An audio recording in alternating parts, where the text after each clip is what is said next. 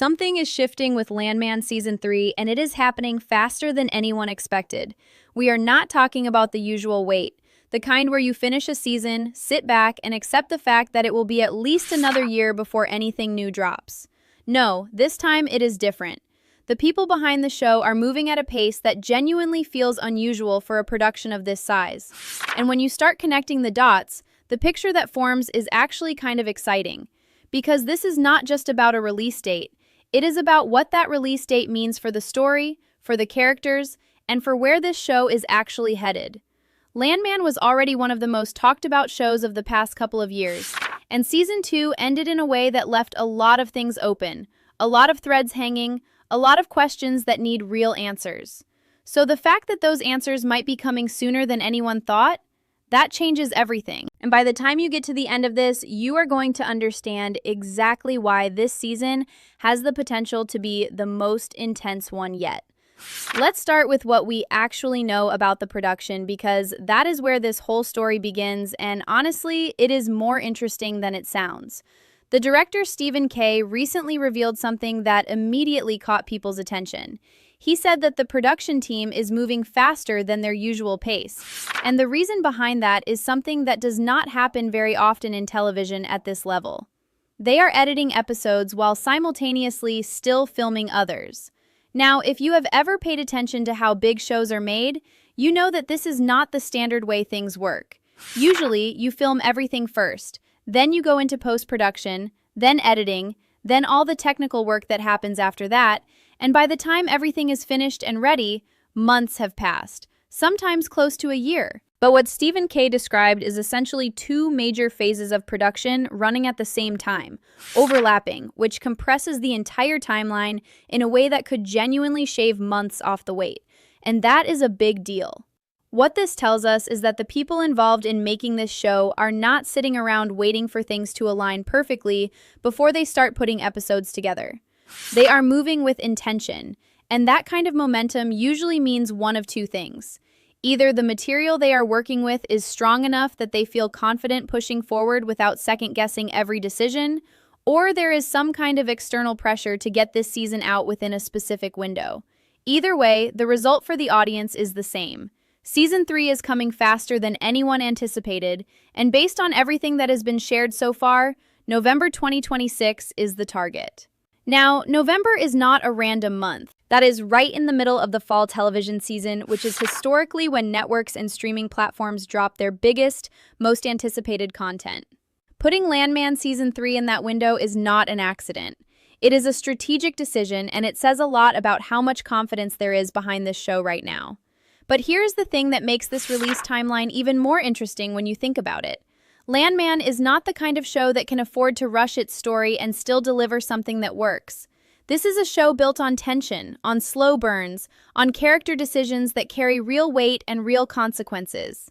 Taylor Sheridan has made a career out of building worlds that feel lived in, where nothing happens without a reason, and every choice a character makes eventually comes back around in some form. So when you hear that production is moving faster than usual, the natural question is whether that speed is going to affect the quality of what we actually get on screen.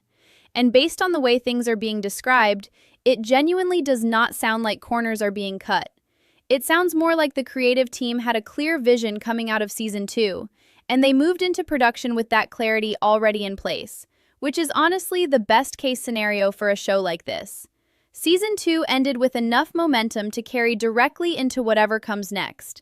And that momentum is part of why production has been able to move the way it has.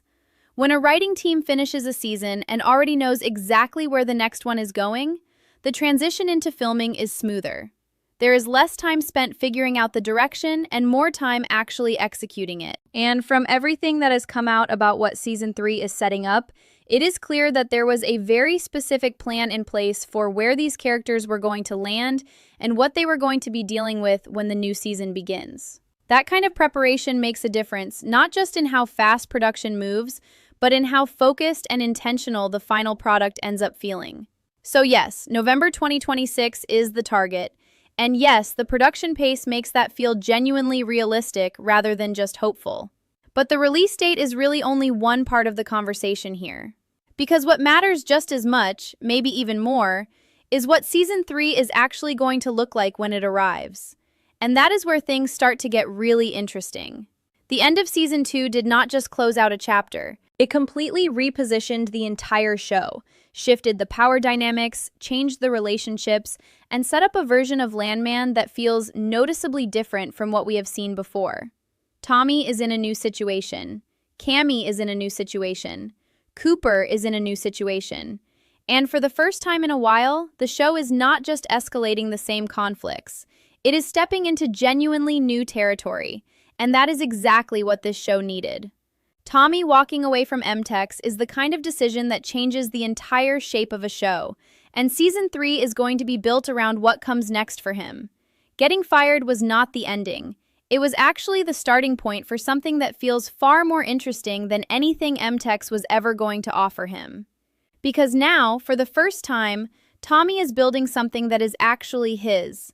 Not something he inherited, not something he was handed, not something he was managing on behalf of someone else's vision. This is his company, his structure, his people, and his rules.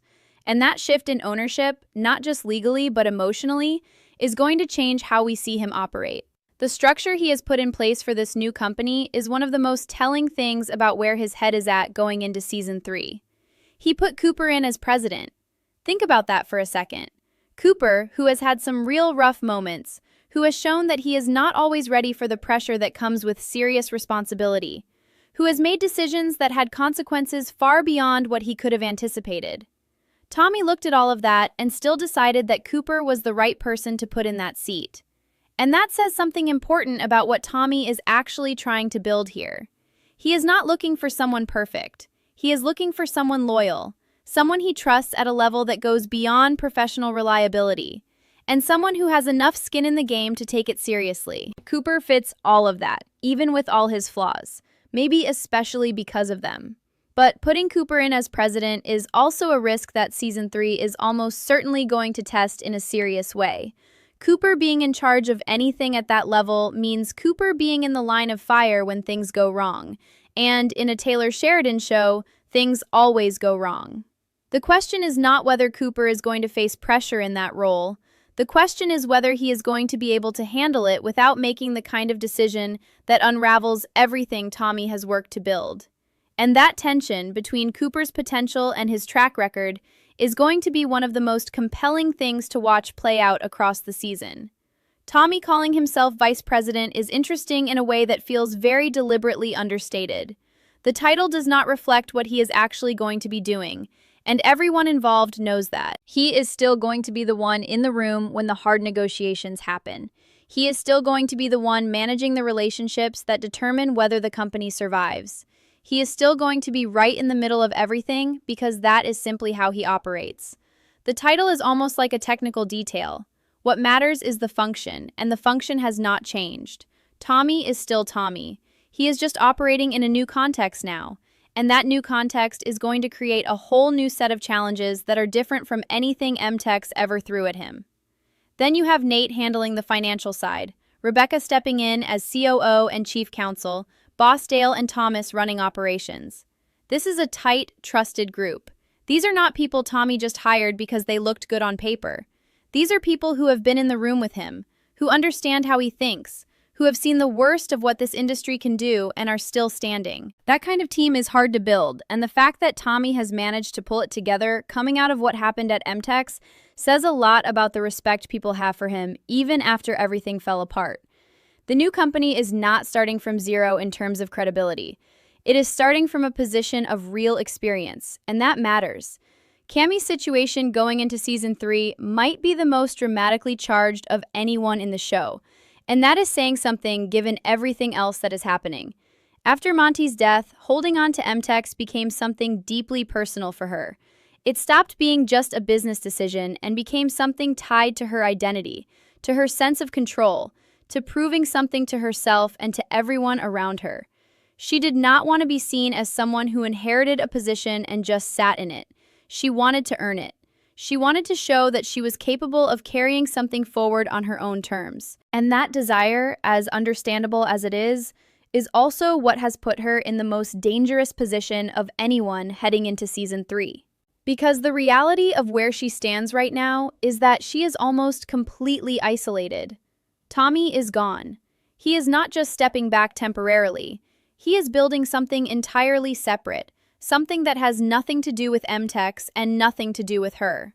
Nate made it clear that he was not going to step into Tommy's role, which means that particular option closed the moment Tommy walked out.